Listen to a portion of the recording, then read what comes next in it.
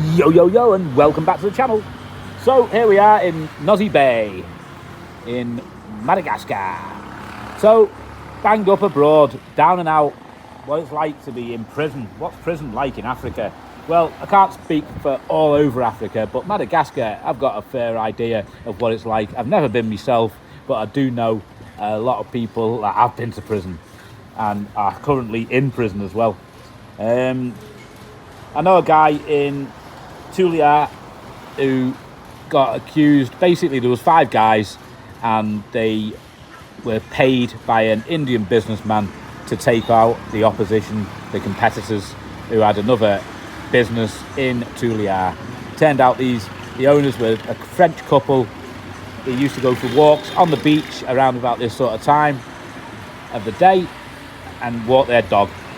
They were found dead. The man had his throat slashed. The woman had her throat slashed. They found a piece of wood inserted into her private parts. The dog had been killed as well. They killed the 3 of them. Not good. They stole the mobile phone of the woman. The police tracked the mobile phone a couple of days later to the guy I know and arrested him for murder. He gave up the person he bought the phone off and said, I bought the phone off this guy, I had nothing to do with it. They were like, oh yeah, whatever, give us the guy's name. They took the guy's name, they went and found him, they found the guy, he gave up everybody that was involved in it. All 5 of them ended up in prison, apart from one guy who, let's call him Mario. I'm not too sure what his name is, but this Mario guy, he got released by the judge. The judge basically looked at him and said, you've got nothing to do with this. I don't know why you've been brought in front of me for this crime. You're completely innocent of this and I'll set you free. So he set him free. The other 4 ended up getting life in prison, basically without parole, because in Madagascar you can pay to keep somebody in prison by giving donations to the right pockets. And every year, keep them in prison another year, you pay the bill, they stay in prison. That's as simple as that. And that's what's happening with this guy that I know. I don't know whether he was involved, whether he just bought the mobile phone, or whether he was on the beach that day and took the mobile phone. I've got no idea. But he's a family member of mine from Tulia. Not good. I've never actually even met him. He went to prison before I even arrived in Madagascar. If you want to get a day release, is it possible? Of course it's possible. Anything's possible in Madagascar. You can pay the prison officers or the chief of the prison and they'll let you out. But it's not a day release, it's more of a night release. They'll let you out when it goes dark at like 7 o'clock at night and say to you, listen, keep a low profile, just go to your wife's house or whatever and make sure you're back here at 4:30 in the morning before the day starts. And you can get out. I don't know how much it costs, but I'm guessing around about €100. So it's a lot of money for a Malagas, but to have a night's freedom now and again when you're a lifer without parole, it's quite nice. I'm sure there's a lot of lifers out there without parole that would pay a lot of money just to have 12 hours outside that prison. What else can you do? Oh, in prison, like you can bring your own food in because you get fed by the government, but it's basically cassava. It's no good for you. It's got no goodness to it whatsoever, and the cassava is all you get. Literally cassava soup, and that's it, or pieces of cassava, cooked cassava. So no good. But your family can bring food in, any food you want. The guards, they might pick at your food before you actually get it delivered to your cell. Cells, you're looking at about 200 people per cell, and basically it's just lying down room, so you're lying head to toe like sardines next to each other. 200 of you sleep on the floor, on concrete floor, no mattresses, no blankets, no pillows, no nothing. Every hour the guard comes to the door, bangs on the door, wakes you up and says turn over, roll over, and you roll over, you're on the other side. I don't know whether it's to stop you getting stiff, or whether it's just a control mechanism just to say we're in control, you'll do as we say. I don't know how it works. However, if you've got money, you can pay. In Nosy B, the guardian of my land, he paid 200,000 Ariari, around about €40 to get a private room, which is a 6-man room with beds, with mattresses. The €200 for either a one-night stay to indefinite stay. You pay once and you got your bed. That's it for as long as you stay there. You can smoke inside your prison cell. You can smoke in prison.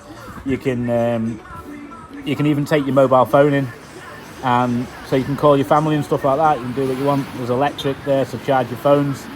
It's not so bad if you've got money. If you've got no money, it can be a death sentence, because sometimes if you're ill, they won't let you out to go to hospital. They'll just leave you there.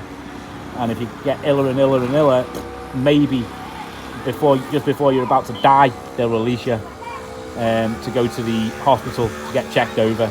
It's really bad. The disease, there's obviously there's a lot of insects, there's mosquitoes, there's all sorts of stuff that you can catch there. It's really good, really not so good. Black Death, things like that. What else can I tell you about prison? Oh, there's an Ethiopian family that arrived not so long ago. A couple of weeks ago they arrived. They were meant to be staying at the hotel that I did a video of yesterday, which I'll upload soon. Never actually managed to get to the hotel. They got stopped at the airport. They sold their property in Ethiopia, a husband and a wife and one other family member. The wife's 8.5 months pregnant. They arrived here on fake Brazilian passports, which they'd paid for with the $75,000 US each to get safe passage to America, with a stopping point in Madagascar, and then I think we were going to go to Italy, and then from Italy to America. That was their plan. They're now undocumented because they've got no Ethiopian documents, and they've been transferred from Nosy B to Antananarivo prison. Big difference between the prisons in Nosy B, in a nice little island prison, compared to a big city prison. Big difference.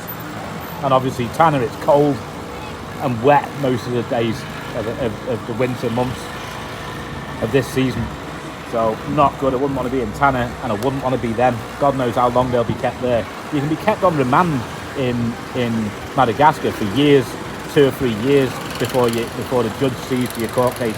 It can happen, so that's not good. And then you obviously, when they sentence you, they don't look at, oh, you've been here 3 years, we'll knock that off.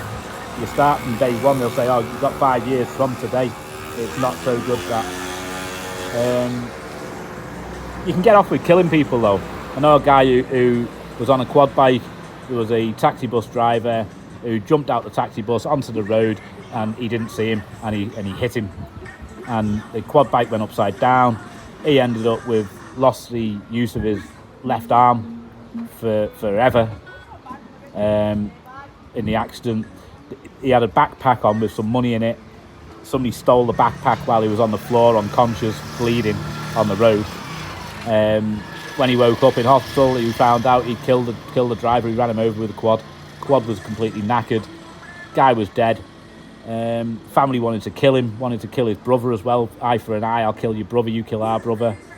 That all died down a bit when he agreed to pay them compensation. I think he paid them around about €4,000 compensation for killing the brother.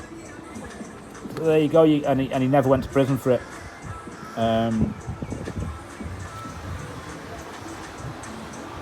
Oh yeah, you can take money into the prison as well, like to buy stuff. You can have money in there to buy stuff, which is something you can't do in many countries, and you can't do that. The Mario that I was talking about, who got off by the judge, it's all about who you know in Madagascar, and if you know the right person, you can get off of it.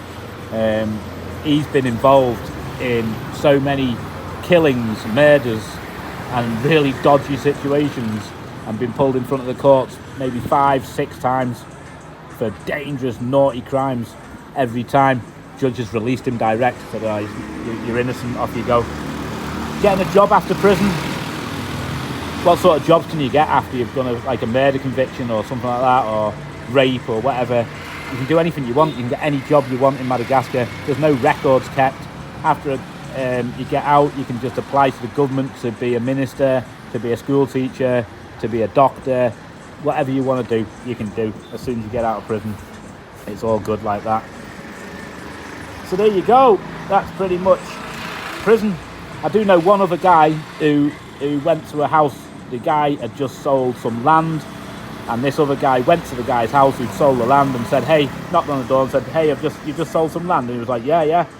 What, for 50 million Ariari? He's like, yeah, just sold it, 50 million. He said, give us the money. He's like, sorry, what do you mean? Give us the money. I want the money, I want the 50 million, give it me, or I'll kill you. I'll shoot you right now. Pulled the gun out, said, give me the money. He said, I can't give you the money, it's in the bank, I ain't got it. He said, you ain't got it here at the house? He said, no. He said, you're a liar. Bang, shot him. The guy's wife was stood behind him, seen it unfold, seen her husband hit the deck like a bag of spuds, a bag of potatoes. She's like, oh my God, she sees this guy who's just shot her husband. She went to school with him. She knows him. She's known him for like 40 years in the village.